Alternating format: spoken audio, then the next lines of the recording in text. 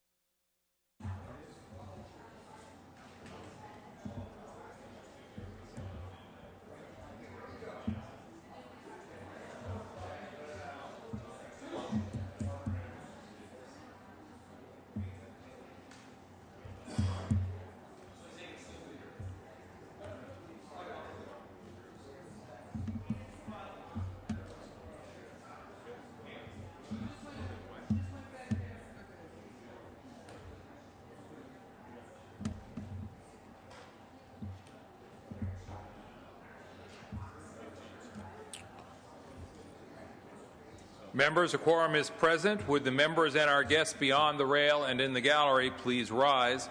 We will be led in prayer this morning by our chaplain, Rabbi Mona Alfi, after which please remain standing. We will have the Pledge of Allegiance will be led by our Senator Gloria Romero. Rabbi? Good morning. Good morning. The noted American poet and college professor Mark Van Doren had this to say about his life's work. Whenever I have been afraid that my work was so personal that no one could understand it, everybody did understand it. When I tried to speak for others, they didn't know what I was talking about. When we speak from our hearts, we can cross boundaries created by language, culture, age, and experience, and find universal truths that resonate with others. But when we presume to know what others think or feel or need, our judgment can become clouded by our arrogance. It is only by first knowing ourselves that we can then begin to know and understand others. May we have the wisdom to look into our hearts and understand what we see, and may this insight enable us to infuse our life's work with honesty, integrity, and thoughtfulness. May this be God's will. Amen. Pledge allegiance to the flag of the United States of America and to the republic for which it stands, one nation, under God, indivisible, with liberty and justice for all. Have a good day.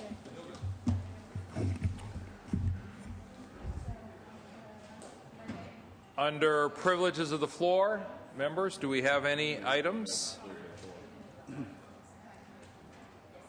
Under reports of the committees, committee reports will be deemed read and amendments adopted. Under motions, resolutions, and notices, Senator Kehoe, do you have an item you'd like to take up?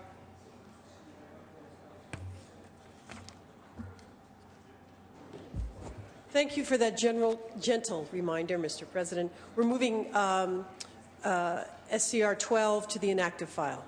SCR 12, SCA 12. I beg your pardon, SCA 12. SCA 12 moving to the inactive file. Thank you. Without objection. Thank you. That takes us to introductions and first readings of bills. Bills are deemed read.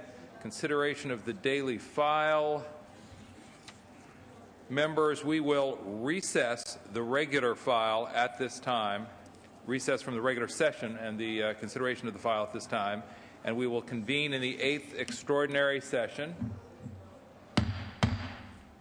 Members, the 8th extraordinary session has now been convened. The prayer and the pledge are deemed complete. We will consider items on the third reading file, including item number 3. Senator Pavley.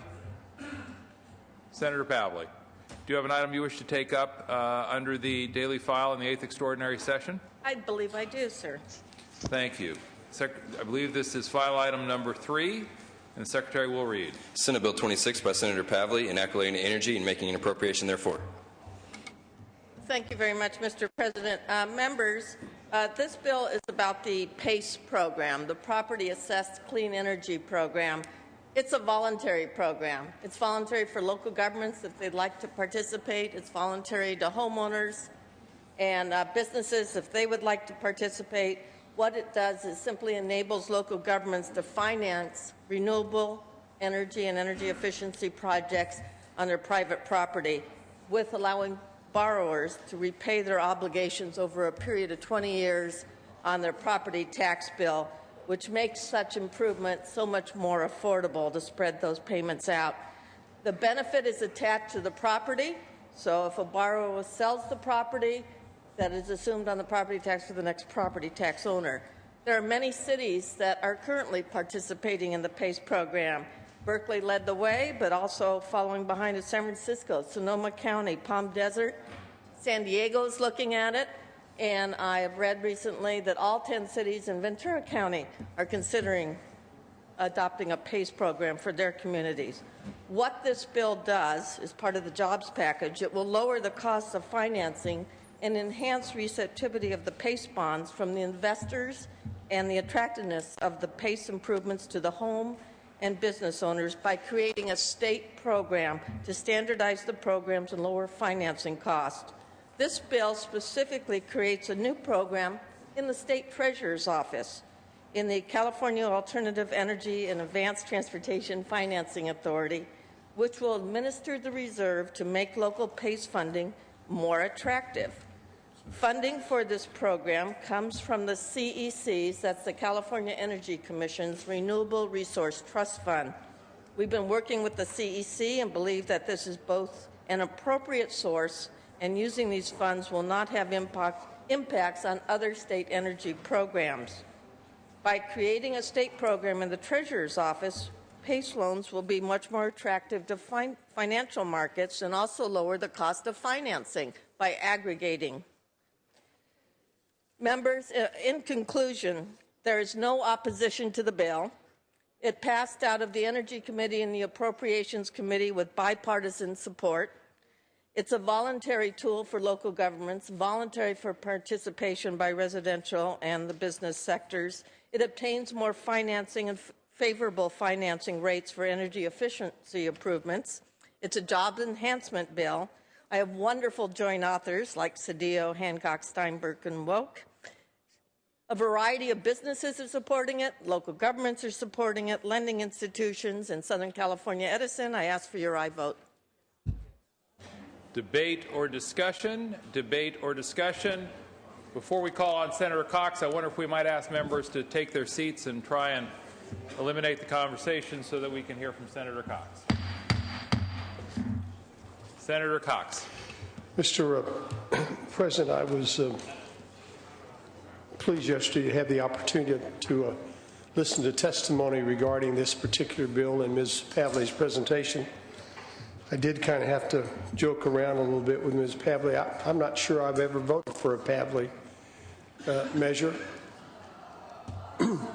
As a matter of fact, I have a couple times. But at any rate, I did say to her in a jesting way, you know, Ms. Pavley, tomorrow I'm going to get up and wax eloquently about this bill because it frankly is a good bill, one that ought to have bipartisan support, one that ought to be supported by my colleagues. I'm absolutely certain that they will. I know she'll have great satisfaction in seeing so many Republican votes on her bill. But at any rate, members, I rise in support of this. I ask you to vote aye. Further debate or discussion? Further debate or discussion?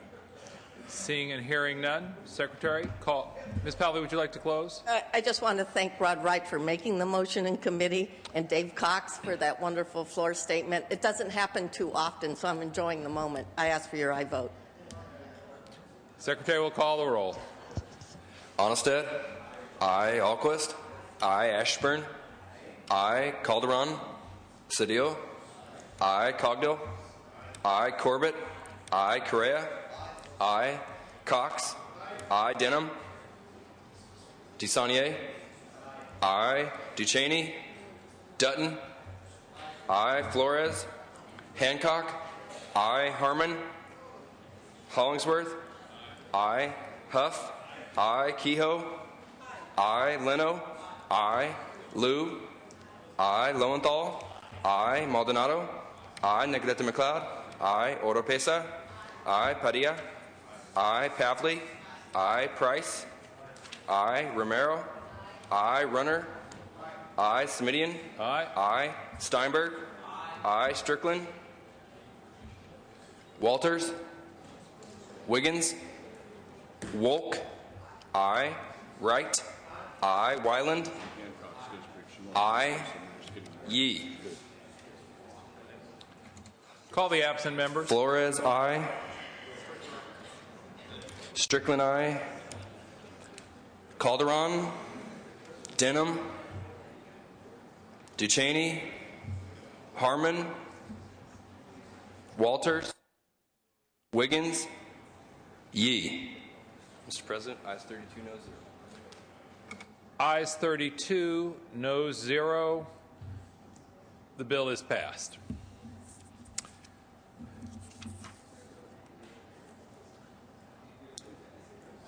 Senator Hancock. She can introduce in the 8th, can't she, Barney? She can introduce somebody in any session. Or do you prefer that we be in the regular session? All right. Members, we have no other items in the 8th extraordinary session, so we will now recess the 8th extraordinary session and reconvene the regular session. Is there any further business in the regular session? Senator Romero, for what purpose do you... one moment, Senator Romero, please. Senator Hancock, not at her desk. Thank you. Members, I'm introducing the Girl Scout Troop 31685 from Albany, California, in my district, is here watching us do the people's business today. I'm doing it from Senator Cox's desk because then I can see you all. Greetings and welcome to the state capitol. There you go. Thank you, Senator Hancock, and welcome to our guests. Senator Romero, for what purpose do you rise? Thank you, Mr. President. This is to announce that there will be a meeting of the Education Committee. Today we will hear one bill. We are planning to hold this meeting after session, after a brief Democratic caucus in room 3191.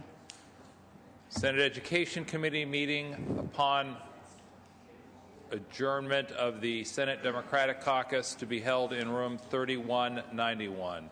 Senator Oropesa, for what purpose, ma'am? Purpose of announcement. Please. Just to officially announce a Democratic caucus immediately following session. Thank you. Democratic Caucus immediately upon completion of the session. Senator Corbett, for what purpose do you rise? Purpose of announcement. Please. The Senate Judiciary Committee will be meeting in room 112, 15 minutes upon adjournment of the caucus. Senate Judiciary, room 112, 15 minutes following the adjournment of the caucus. Senator Pavley, for what purpose do you rise? For purpose of announcement, Please. following Democratic caucus and following the Judiciary Committee in room 112, The Senate Committee of Natural Resources and Water will be meeting to hear one bill. Senate Committee on Natural Resources. Water. Following the Senate Judiciary Committee. Following the Senate Democratic Caucus. Still in room 112. Correct. To Thank hear you. one bill. One bill. Thank you. Are there any other announcements, members? I had a resolution that was okayed without reference to file about Port Chicago. I didn't know if they'd given you or what do I? They have. Why don't you, do you know your reference? Of course not. I just, Okay. let me go check.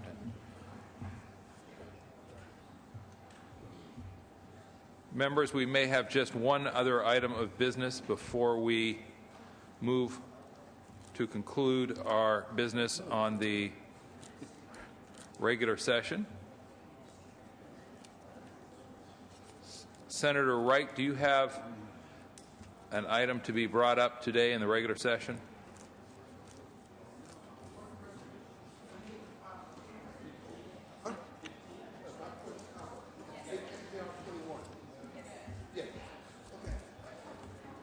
Members, we are looking at file item 15 in the Senate Daily File under our regular session.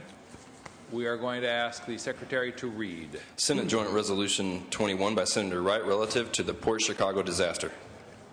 Thank you, Mr. President. Members, I rise to present Joint Resolution 21.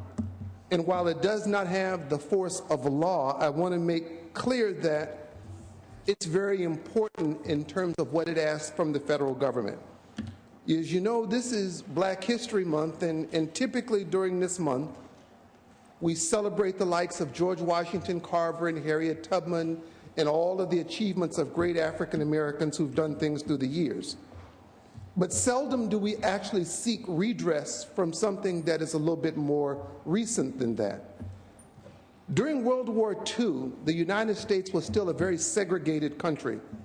While there would be public accommodations or housing or voting rights, they were all still legally segregated in the United States.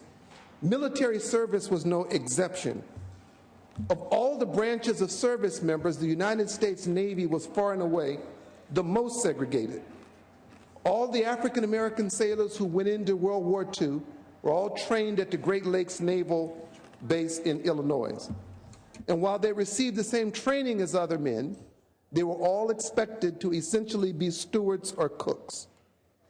But there was one other special duty that was reserved for African American men during World War II, members, and that was loading ammunition onto what were then called Liberty ships. Liberty ships were, for the most part, built in Richmond, California, and they carried ammo into the Pacific Theater. The reason they used the African American men was because they didn't want to pay the longshoremen, who were actually trained to do the stevedore duty, the fair wage that it would cost to get that work done. When I say Port Chicago, many of you think of Illinois, but I want to remind you that Port Chicago is actually in Concord, California, and that during World War II, it was the largest loss of life on American soil. There were 320 men who were killed instantly in Port Chicago. There were some 600 additional men who were injured at the time. The explosion took place on July 17, 1944.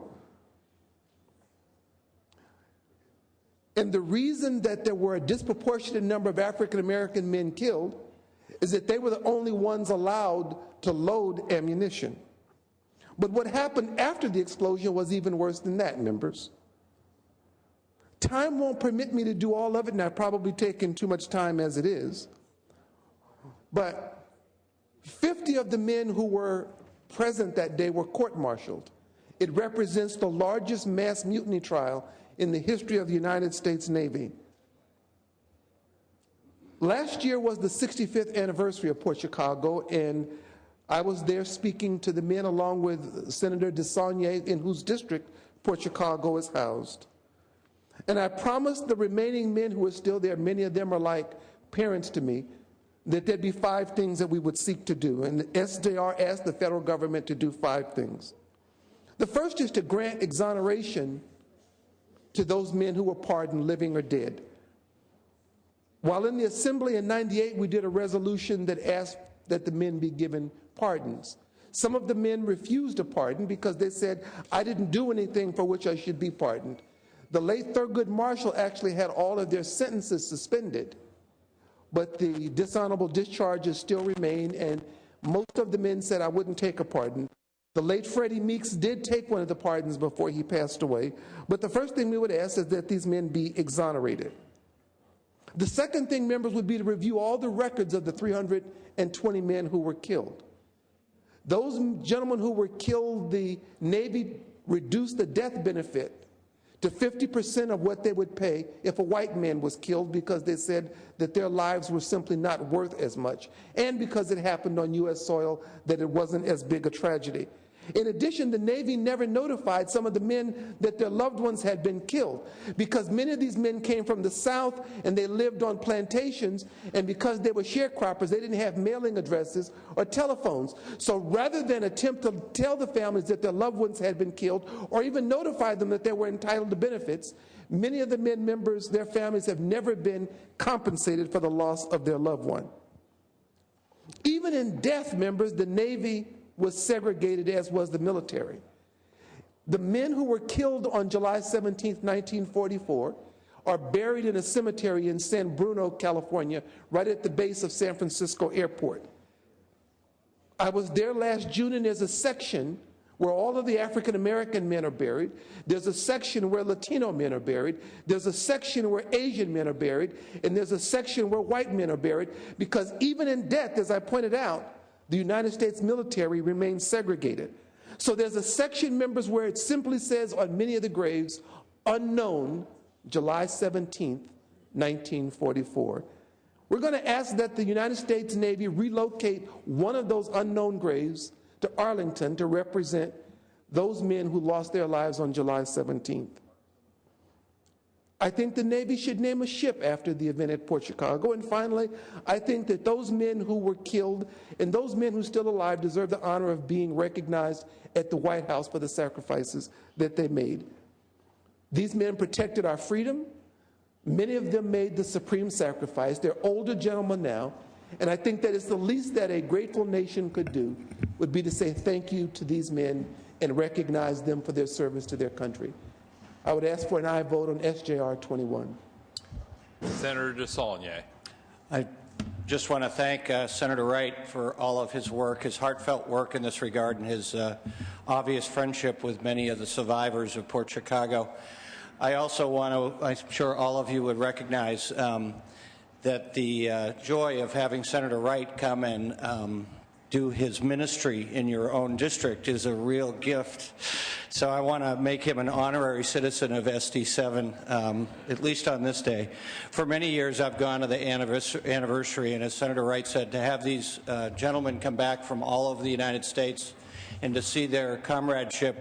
But I think the two things I'd like to convey, in addition to asking for your aye vote and thank Senator Wright for his passion and his work, is just the size of this explosion. You can still go to the site, and beyond the site where the small town of Clyde used to be, you can still see the foundations of the building 60 years later that were basically eviscerated from the size of this explosion. It was enormous. It was felt all over Northern California and the Bay Area.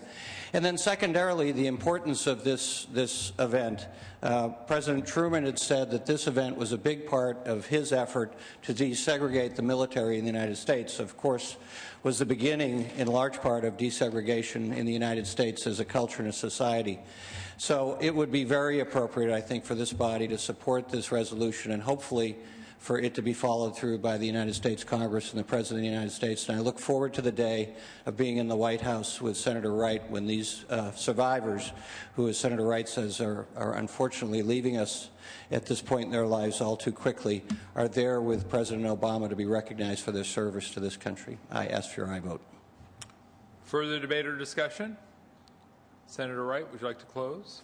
I'd like to say that Congressman George Miller and I have worked on this last year. The site where the explosion took place is now a national park, and we'll continue to do work on this effort because it is a part of recent history. I appreciate the time given, Mr. President. I would ask for an aye vote. Secretary, call the roll. Onnested, I. Alquist. I. Ashburn. I. Calderon. Cedillo. I. Cogdill. I. Corbett. I. Correa. Cox. I. Denham. I. DeSaulnier. I. Ducheney. I. Dutton. I. Flores. I. Hancock. I. Harmon. Hollingsworth. I. Huff. I. Kehoe. I. Leno. I. Liu. I. Lowenthal. I. Maldonado. I. Negrete McLeod. I. Oropesa. I. Padilla. I. Pavley. I. Price. I. Romero. I. Runner. I. Smidian. Aye. I. Steinberg. I. Strickland. I. Walters. I. Wiggins. Wolk. I. Wright. I. Wyland. I. Yee. Yee, aye. Call the absent members. Calderon. Correa. I. Harmon. Wiggins. Mr. President, ayes 36, no 0. Ayes 36, no 0. The resolution is adopted.